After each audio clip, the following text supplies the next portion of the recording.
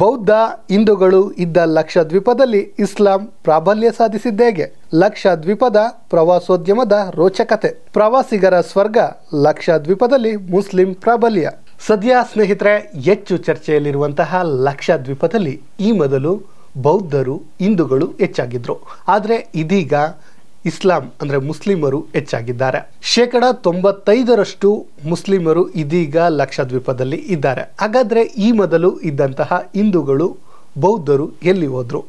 ಅದರ full details ಇಲ್ಲಿದೆ ನೋಡಿ. ಲಕ್ಷದ್ವೀಪಕ್ಕೆ ಭೇಟಿ ನೀಡಿ ಆಕರ್ಷಕ ಫೋಟೋಗಳನ್ನು ಎಕ್ಸ್ ಖಾತೆಯಲ್ಲಿ ಹಂಚಿಕೊಳ್ಳುವ ಮೂಲಕ ಮಾಲ್ಡೀವ್ಸ್ಗೆ ಲಕ್ಷದ್ವೀಪ ಪರ್ಯಾಯ ಪ್ರವಾಸಿ ತಾಣವಾಗಬಹುದು ಎಂಬ ಅಭಿಪ್ರಾಯವನ್ನು ಹುಟ್ಟುಹಾಕಲು ಕಾರಣವಾಗಿದ್ದ ಪ್ರಧಾನಿ ನರೇಂದ್ರ ಮೋದಿ ಅವರ ಇದೀಗ ಹೇಳಿಕೆ ಏನಿದೆ ಅದಕ್ಕೆ ಕೀಳು ಹೇಳಿಕೆಯನ್ನು ನೀಡಿದ್ದ ಮಾಲ್ಡೀವ್ಸ್ ಸಚಿವರ ವಿರುದ್ಧ ಸಾಮಾಜಿಕ ಜಾಲತಾಣದಲ್ಲಿ ಭಾರೀ ವಿರೋಧವೇ ವ್ಯಕ್ತವಾಗಿತ್ತು. ಇದೇ ಕಾರಣಕ್ಕೆ ಭಾರತ ಕೂಡ ಆಕ್ಷೇಪ ವ್ಯಕ್ತಪಡಿಸಿತ್ತು. ಸಾಮಾಜಿಕ ಜಾಲತಾಣದಲ್ಲಿ ಭಾರತೀಯರಿಂದ ಬಾಯ್ಕಾಟ್ ಮಾಲ್ಡೀವ್ಸ್ ಅಭಿಯಾನ ಟ್ರೆಂಡಿಂಗ್ ಆಗಿದ್ದು ನಿಮ್ಮೆಲ್ಲರಿಗೂ ಗೊತ್ತಿರುವಂತಹದ್ದೇ. ಇದಷ್ಟೇ ಅಲ್ಲದೆ ಸಾವಿರಾರು ಮಂದಿ ಈ ಪ್ರವಾಸವನ್ನು ರದ್ದು ಮಾಡಿದ್ದು ನಿಮ್ಮೆಲ್ಲರಿಗೂ ಗೊತ್ತಿದೆ. ಇದರ ಪರಿಣಾಮವಾಗಿಯೇ ಮಾಲ್ಡೀವ್ಸ್ನ 3 ಸಚಿವರೇನಿದ್ದಾರೆ ಅವರ ತಲೆದಂಡ ಕೂಡ ಆಗಿತ್ತು. ಈ ಎಲ್ಲ ರಂಪಾಟಗಳ ನಡುವೆ ಒಂದು ಕಾಲದಲ್ಲಿ ಬೌದ್ಧರು ಮತ್ತು ಹಿಂದೂಗಳು ಪಾರುಪತ್ಯ ಸಾಧಿಸಿದ್ದ ಲಕ್ಷದ್ವೀಪದಲ್ಲಿ ಮುಸ್ಲಿಮರ ಪ್ರಾಬಲ್ಯ ಹೇಗೆ ಬೆಳೆಯಿತು ಎನ್ನುವಂತಹ ಸಂಕ್ಷಿಪ್ತ ಇತಿಹಾಸ ನಿಮ್ಮ ಮುಂದೆ ಇಡ್ತಿದ್ದೇವೆ. ಸ್ನೇಹಿತರೆ, ಲಕ್ಷದ್ವೀಪ ಭಾರತದ ಪುಟ್ಟ ಕೇಂದ್ರಾಡಳಿತ ಪ್ರದೇಶವಾಗಿದೆ. ಇಲ್ಲಿ 36 ದ್ವೀಪಗಳಿವೆ. ಸದ್ಯ 35 ದ್ವೀಪಗಳಿವೆ. ಲಕ್ಷದ್ವೀಪದ ರಾಜಧಾನಿ ಕರವತ್ತಿ. ಇಲ್ಲಿನ 95% ಜನರು ಇಸ್ಲಾಂ ಧರ್ಮವನ್ನು ಅನುಸರಿಸುತ್ತಿದ್ದಾರೆ. ಆದರೆ ಲಕ್ಷದ್ವೀಪದಲ್ಲಿ ಈ ಹಿಂದೆ ಹಿಂದೂಗಳು ಬೌದ್ಧರು ಹೆಚ್ಚಿನ ಸಂಖ್ಯೆಯಲ್ಲಿದ್ದರು. ಹಾಗಾದರೆ ಲಕ್ಷದ್ವೀಪದಲ್ಲಿ ಇಸ್ಲಾಂ ಹೇಗೆ ಪ್ರಬಲವಾಗಿ ಬೆಳೆಯಿತು ಎಂಬುದರ ಬಗ್ಗೆ ಇತಿಹಾಸ ಪುಟದಲ್ಲಿ ದಾಖಲಾಗಿದೆ. ಸ್ನೇಹಿತರೆ, ಲಕ್ಷದ್ವೀಪಕ್ಕೆ ಇಸ್ಲಾಂ ಕಾಲಿಟ್ಟಿದ್ದು ಹೇಗೆ ಅಂತ ನೋಡಿದಾಗ, ಲಕ್ಷದ್ವೀಪವನ್ನು ಒಂದು ಕಾಲದಲ್ಲಿ ಲಕ್ಷದ್ವೀಪ್, ಮಿನ್ಕೋಯ್ ಮತ್ತು ಅವಿನ್ ದೀವಿ ಲಕ್ಷದ್ವೀಪಗಳೆಂದು ಕರೆಯಲಾಗುತ್ತಿದ್ದಂತಹ ಒಂದು ಪ್ರದೇಶವಾಗಿದೆ. ಅರಬ್ಬಿ ಸಮುದ್ರದ ನಡುವೆ ಈ ದ್ವೀಪ ಸಮೂಹ ಇರುವಂಥದ್ದು. ಇದರ ವಿಸ್ತೀರ್ಣ ನಿಮಗೆಲ್ಲರಿಗೂ ಗೊತ್ತಿರುವಂತೆ 32 ಚದುರ ಕಿಲೋಮೀಟರ್ ಇದೆ. ಇದರ ರಾಜಧಾನಿ ಕರವತ್ತಿ. ಇದು ಕೇರಳದ ಹೈಕೋರ್ಟ್ನ ಪರಿಧಿಯಲ್ಲಿ ಬರುವಂತಹದ್ದು. ಇನ್ನು ಸ್ವತಂತ್ರ ಪೂರ್ವದಲ್ಲಿ ಇದು ಮದ್ರಾಸ್ ಪ್ರೆಸಿಡೆನ್ಸಿ ಏನಿತ್ತು ಅದಕ್ಕೆ ಸೇರಿತು. 1956ರಲ್ಲಿ ಇದನ್ನು ಕೇಂದ್ರಾಡಳಿತ ಪ್ರದೇಶ ಅಂತ ಘೋಷಿಸಲಾಗುತ್ತೆ.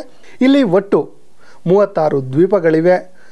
ಅದರಲ್ಲಿ ಕೇವಲ 10ರಲ್ಲಿ ಮಾತ್ರ ಜನವಸತಿ ಇದೆ. 2011ರ ಜನಗಣತಿಯ ಪ್ರಕಾರ ಲಕ್ಷದ್ವೀಪದಲ್ಲಿ 64,429 ಜನಸಂಖ್ಯೆ ಇದ್ದು 95% ಮುಸ್ಲಿಮರಿದ್ದಾರೆ. ಇವರೆಲ್ಲರೂ ಕೂಡ ಮಲಯಾಳಂ ಭಾಷೆಯಲ್ಲಿ ವ್ಯವಹಾರವನ್ನು ಮಾಡ್ತಾರೆ. ಇನ್ನು ನಿಮಗೆ ಗೊತ್ತಿರುವಂತೆ ಚೇರ ಸಾಮ್ರಾಜ್ಯದ ಕೊನೆಯ ಅರಸು ಏನಿದ್ದಾರೆ ಚೇರ್ಮನ್ ಪೆರುಮಾಳ್, ಆ ಕಾಲದಲ್ಲಿ ಜನವಸತಿ ಆರಂಭವಾಗಿತ್ತು. ಮೊದಲು ಅಮಿನಿ, ಕಾಲ್ಪೇನಿ, ಅಂಟ್ರೋಟ್, ಕರವತ್ತಿ, ಅಗಾಟಿ ದ್ವೀಪಗಳಲ್ಲಿ ಕೇರಳದಿಂದ ಬಂದು ಜನರೇನಿದ್ದಾರೆ ಅವರು ವಾಸ ಮಾಡ್ತಾರೆ. ಪುರಾತತ್ವ ಇಲಾಖೆಯ ಪ್ರಕಾರ 5 ಮತ್ತು 6ನೇ ಶತಮಾನ ಏನಿದೆ ಆಗ ಬೌದ್ಧ ಧರ್ಮ ಇಲ್ಲಿ ಉಚ್ಛ್ರಾಯ ಸ್ಥಿತಿಯಲ್ಲಿತ್ತು. ಹಿಂದೂಗಳು ಹೆಚ್ಚಿನ ಸಂಖ್ಯೆಯಲ್ಲಿದ್ದರು. ಕ್ರಿಶ್ಚಿಯನ್ ಶಕ ಏನಿದೆ 661ರಲ್ಲಿ ಉಬೇದುಲ್ಲಾ ಎಂಬ ಅರಬ್ ಇಲ್ಲಿಗೆ ಬಂದು ಇಸ್ಲಾಂ ಧರ್ಮವನ್ನು ತಂದಿದ್ದ.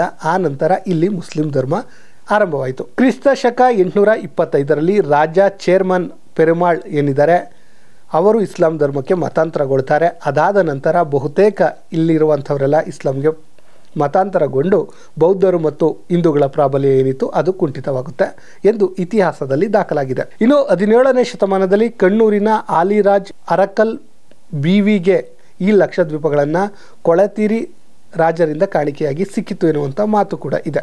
ಇದಷ್ಟೇ ಅಲ್ಲದೆ 1787ರಲ್ಲಿ ಟಿಪ್ಪು ಸುಲ್ತಾನ್ನ ವಶಕ್ಕೂ ಕೂಡ ಇದು ಬಂದಿತ್ತು. ಬಳಿಕ ಬ್ರಿಟಿಷರ ಸಮಯದಲ್ಲಿ ಅವು ದಕ್ಷಿಣ ಕೆನರಾ ಭಾಗವಾಗಿತ್ತು. ಉಳಿದ ದ್ವೀಪಗಳನ್ನು ಕಣ್ಣೂರಿನ ಅರಕಲ್ ಮನೆತನ ಆಳುತ್ತಿತ್ತು ಎನ್ನುವಂಥ ಮಾತು ಕೂಡ ಇದೆ. ಅರಕಲ್ ರಾಜ ಕಪ್ಪ ಕೊಡದ ಕಾರಣ ಬ್ರಿಟಿಷರು ಈ ದ್ವೀಪಗಳನ್ನ ವಶಪಡಿಸಿಕೊಂಡು ಮದ್ರಾಸ್ ಪ್ರೆಸಿಡೆನ್ಸಿ ಏನಿದೆ ಅದಕ್ಕೆ ಕೊಡ್ತಾರೆ. ಅದನ್ನು ಮಲಬಾರ್ ಜಿಲ್ಲೆಗೆ ಸೇರಿಸ್ತಾರೆ. ಒಟ್ಟಾರೆಯಾಗಿ ಸ್ನೇಹಿತರೆ, ಮೊದಲು ಹಿಂದೂಗಳು ಮತ್ತು ಬೌದ್ಧರೇನಿದ್ರು ಅವರು ಮೊದಲು ಇಲ್ಲಿದ್ದರು. ಆದರೆ ಇಲ್ಲಿ ಅರಬ್ನಿಂದ ಬಂದಂತಹ ಒಂದು ಇಸ್ಲಾಂ ವ್ಯಕ್ತಿ ಏನಿದ್ದಾರೆ ಅವರು ಬಂದ ನಂತರ ಈ ರಾಜವಂಶ ಏನಿದೆ ಅದು ಕೂಡ ಇಸ್ಲಾಮನ್ನು ಅಳವಡಿಸಿಕೊಳ್ಳುವ ಮೂಲಕ ಇಲ್ಲಿ ಇಸ್ಲಾಂ ಬೆಳೆಯತೊಡಗಿತ್ತು. ಇದೀಗ ಲಕ್ಷದ್ವೀಪದಲ್ಲಿ 95% ಜನ ಇಸ್ಲಾಂ ಇದ್ದಾರೆ. ಅವರೆಲ್ಲ ಕೂಡ ಕೇರಳ ಭಾಷೆಯಲ್ಲಿ ಮಾತನಾಡುವಂಥ, ಅಂದರೆ ಕೇರಳ ಭಾಷೆ ಅಂದರೆ ನಿಮ್ಮೆಲ್ಲರಿಗೂ ಗೊತ್ತಿದೆ, ಮಲಯಾಳಂ ಮೂಲಕ ವ್ಯವಹಾರವನ್ನು ಮಾಡ್ತಾರೆ. ಸ್ನೇಹಿತರೆ, ಇದಾಗಿತ್ತು ಇವತ್ತಿನ ಸ್ಟೋರಿ.